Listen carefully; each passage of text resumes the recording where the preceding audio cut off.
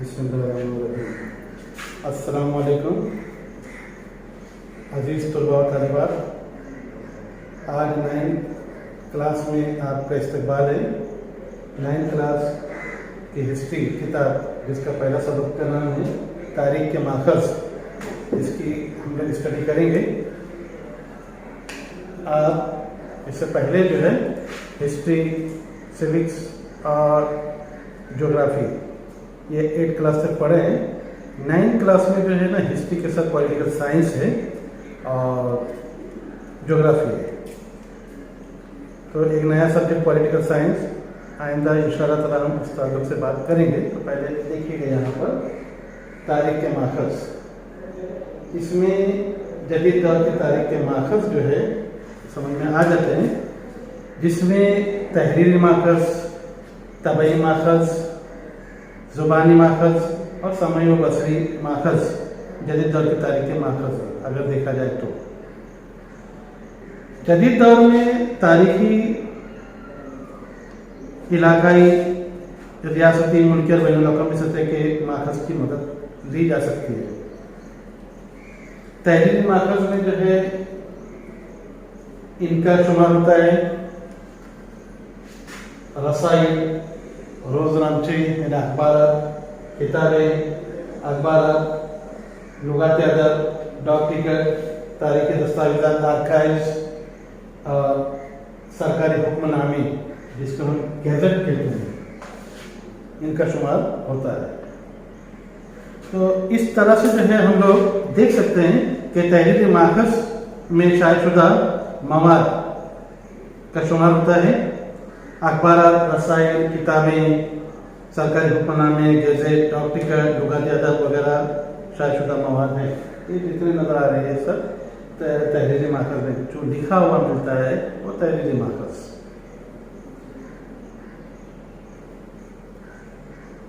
इशाती ज़राए, तो इशाती ज़राए में सन 1961 ईस्वी से सन 2000 ईस्वी तक के आहद में अखबार, रसाइल जैसे इशाती ज़राए की बड़ी अहमियत थी उस ज़माने में।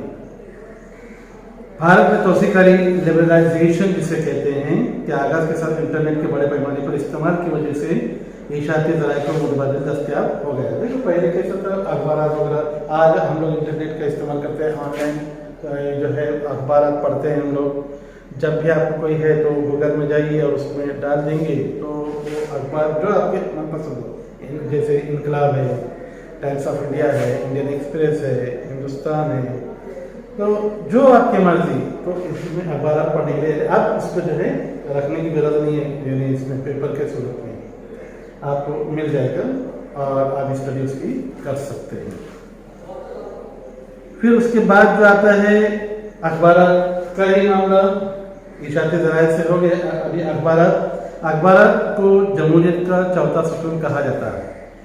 तो पहला सुतून जो है जमहूरियत का जमहूरियत है, दूसरा जो है मजलिस कानून साज है, तीसरा जो है अदलिया है जहाँ इंसाफ वगैरह किया जाता है, जजमेंट मिलता है जहाँ पर, और चौथा जो है अखबार या अखबार।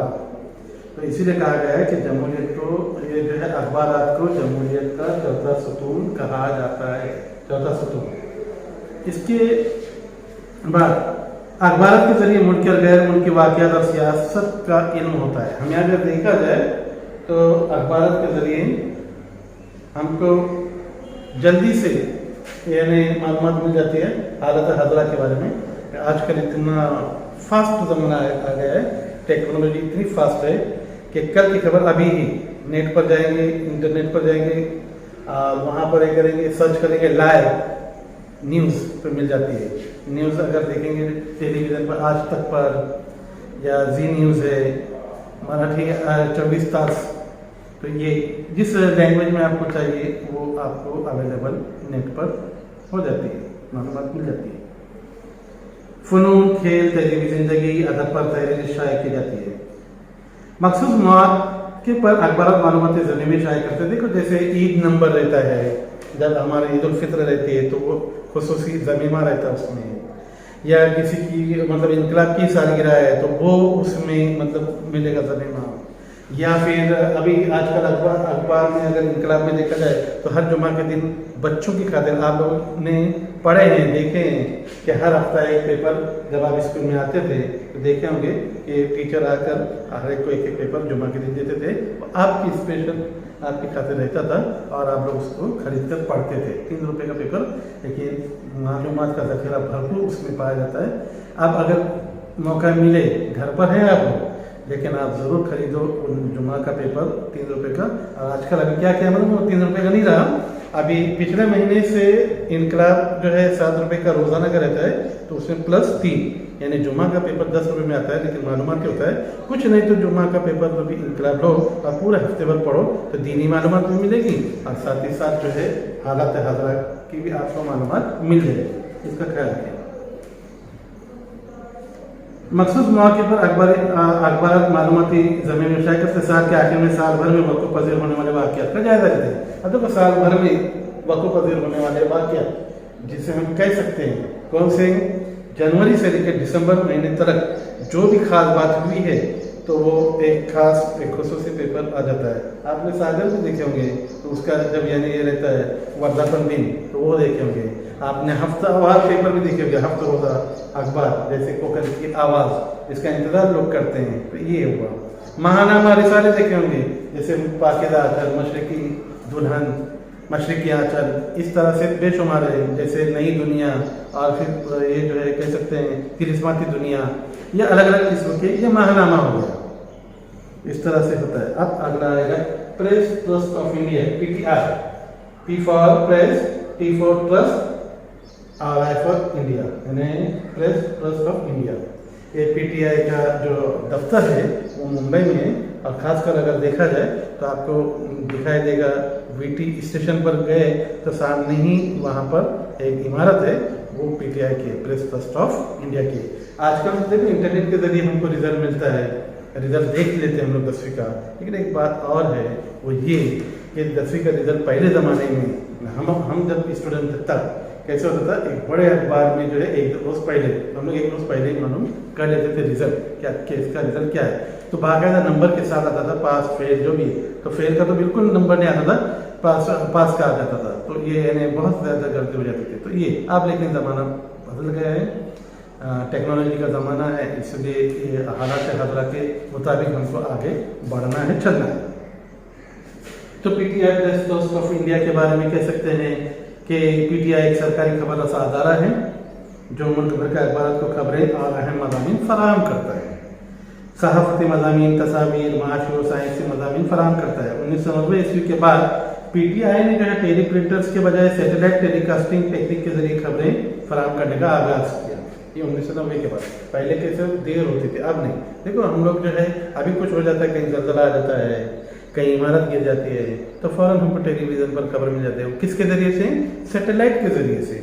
सैटेलाइट का इस्तेमाल किया जाता है और वो कैसा है कि लोग जो है मैच देखते हैं, क्रिकेट मैच वगैरह जो भी है, फुटबॉल है, हाँ, तो ये सब यानी कहाँ अगर कुछ हो गया तो फ़ौरन आप और एक जानकारी यानी टेक्नोलॉजी के हिसाब से देखा जाए ये भी देख सकते हैं, कह सकते हैं कि समझ में आ जाती बात कि अभी जैसे कि मौसम की मालूमात, अगले हफ्ते में कहाँ बारिश होगी, कब होगी, कितनी होगी, कभी वो फेल भी हो जाता है लेकिन ज़्यादातर सही हो जाता है।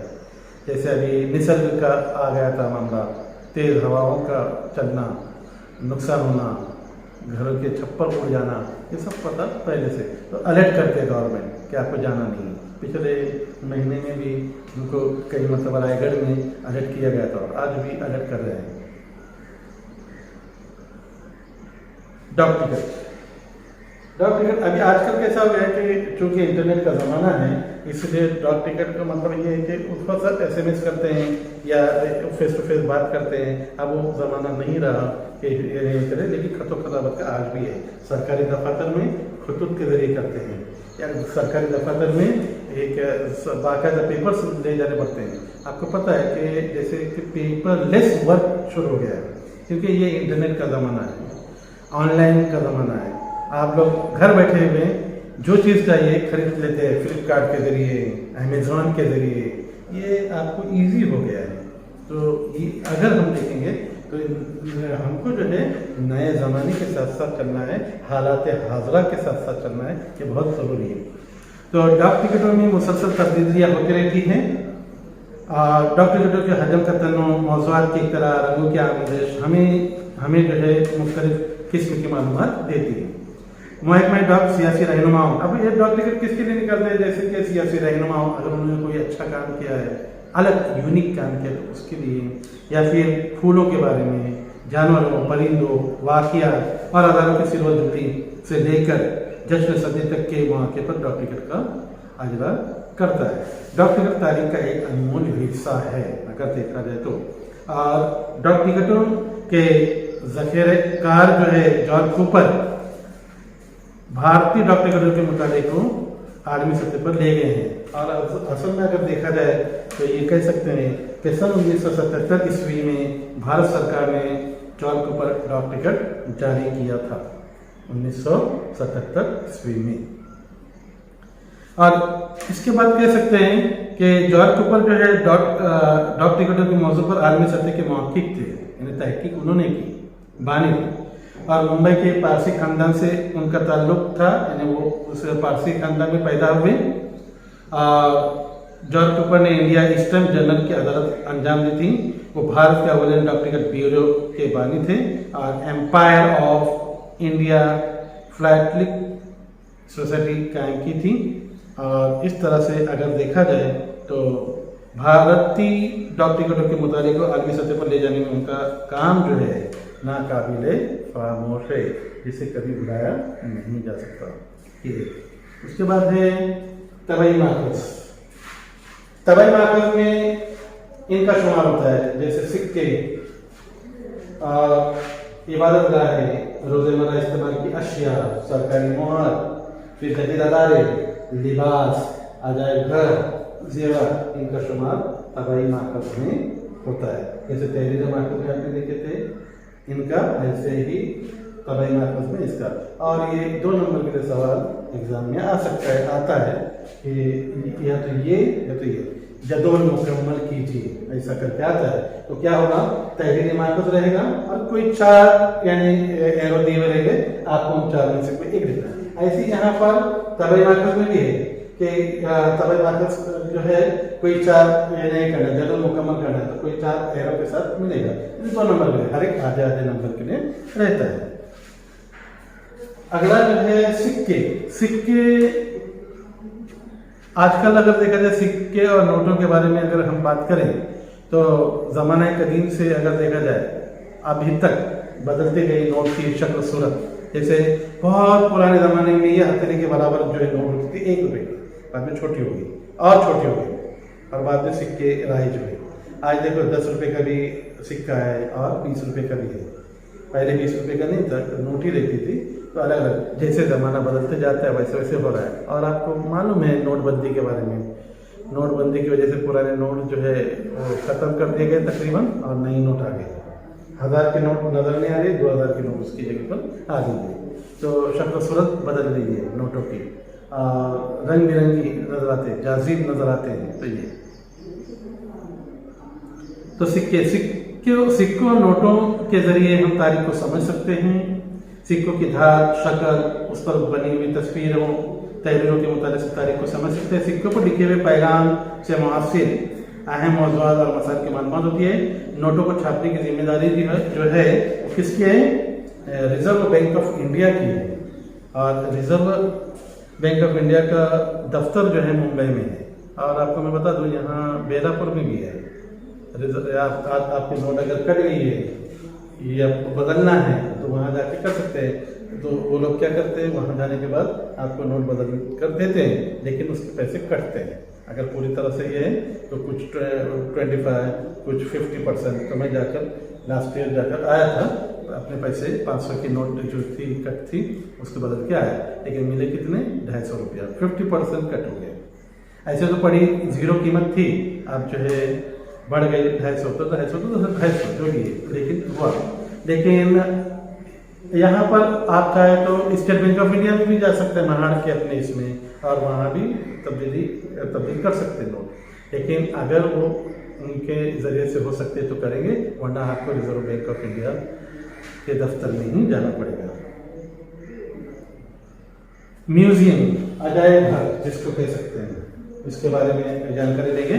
तो म्यूजियम या अजायब घर अशिया, हथियार, किताबें, मुजस्समे वगैरह के फनकाराना अंदाज में मुस्तकिल नुमाइश है अजायब घर है। अब देखो म्यूजियम अगर देखेंगे तो मुंबई में बायकल्ला में रानीबाग जाते हैं, सुने होंगे आप लोग। जैसे हम वहाँ एंट्री करते हैं तो लेफ्ट में म्यूजियम है, तो आपको तारीखी हथियार की नुमाइश मिलेगी। वो बिल्डिंग पूरी है ऊपर, यानी पहले माला दूसरा माला जो भी है, लेकिन देखकर हैरान हो जाओगे कि एक ही क्या चीज़ है। तो अजायब घर इसीलिए कहा गया है कि आजकल के ज़माने में वो चीज़ नहीं है मौजूद, इसलिए वहाँ देखने के लिए मिलता है म्यूजियम में। ऐसी ही एक म्यूजियम जो है गेट वे ऑफ इंडिया के पास में भी है, तो वहाँ पर भी देख सकते हैं। तो म्यूजियम अगर मौका मिलता है, बॉम्बे जाते हैं या जहाँ भी जाते हैं, अगर पूना में भी जाते हैं तो वहाँ पर भी म्यूजियम है, तो आप म्यूजियम ज़रूर जाइए ताकि प्रैक्टिकली देखें कि क्या चीज़ होती है म्यूजियम। भारत की तमाम रियासतों में इस रियासत को जो कि अपनी खुसूसियात बताने वाले म्यूजियम कायम है। कुछ शौकीन ज़ख़ीरेकार अपने शख्सी म्यूजियम भी कायम करते हैं। कुछ शौकीन लोग रहते हैं, आप में भी है हुनर फन, हम में भी है कि कुछ लोग सिक्के जमा करते हैं, कुछ लोग डाक टिकट जमा करते हैं। बचपन में हमको स्कूल में कहा जाता था कि डाक टिकट जमा करो, तो उस ज़माने में खत खताबत का ज़माना था, तो फॉरेन से, अफ्रीका से लेटर आता था तो उसका डाक टिकट अलग होता था, ये अमेरिका से आता था तो उसका अलग होता था, और मस्कत से आता था, यानी ओमान की राजधानी मस्कत है वो, तो अपने गल्फ में लोग रहते हैं तो वो खत खताबत उस ज़माने में होते थे। आजकल सब जो है नई टेक्नोलॉजी का ज़माना है, इसलिए अभी वो नज़र नहीं आ रहा है। उसके बाद जो है छत्रपति शिवाजी महाराज म्यूजियम मुंबई में वाक़ है, और रिजर्व बैंक ऑफ इंडिया का म्यूजियम जो है पूना में है। तारीख लिखने और मुताला करने वालों के लिए अजायब घर इंतहाई मुफीद होते हैं। इसके बाद और एक बात बता दूं कि म्यूजियम और एक बात बता दूं ये इसके बारे में कि महात्मा गांधी का म्यूजियम जो है, उनके चरखा वगैरह, ये चौपाटी जाते कौन सी गिरगाम चौपाटी, तो वहाँ पर भी आपको करीब में गांधी भवन मिलेगा। तो वहाँ अगर जाओगे तो आपको उनका गांधी जी के इस्तेमाल किए हुए चीज़ें या तस्वीरों के साथ नजर आएगा, तो वहाँ पर भी बहुत ज़रूर जाना।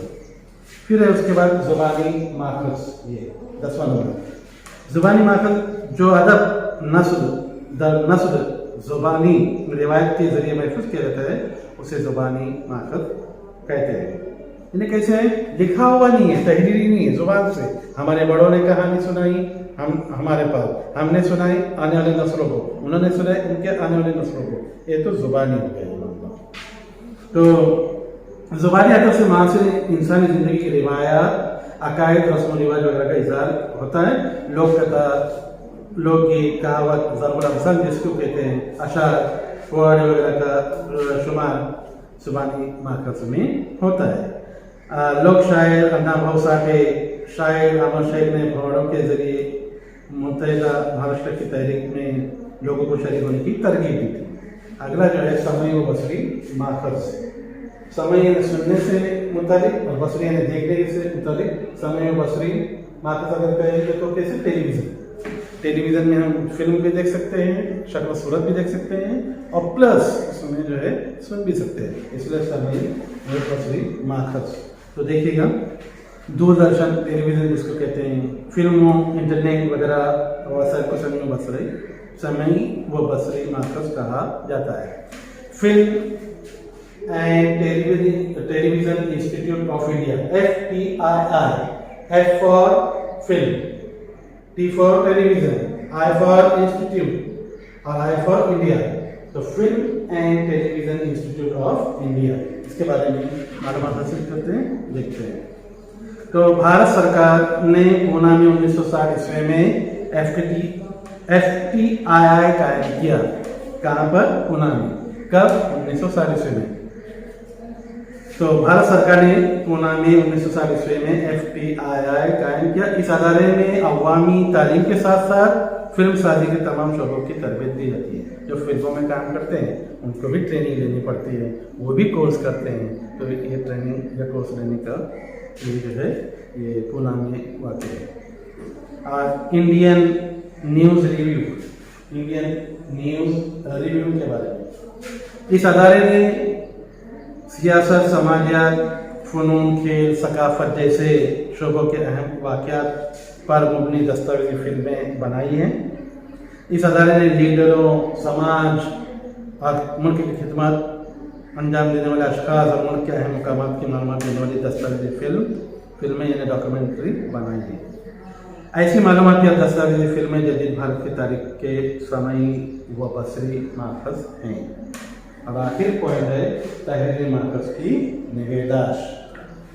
तो इस तहरीरी माखज़ की निगहदाश्त में जदीद आज में नए नए माखज़ तेज़ी से सामने आ रहे हैं। मसलन घरेलू टेलीफोन से मोबाइल तक।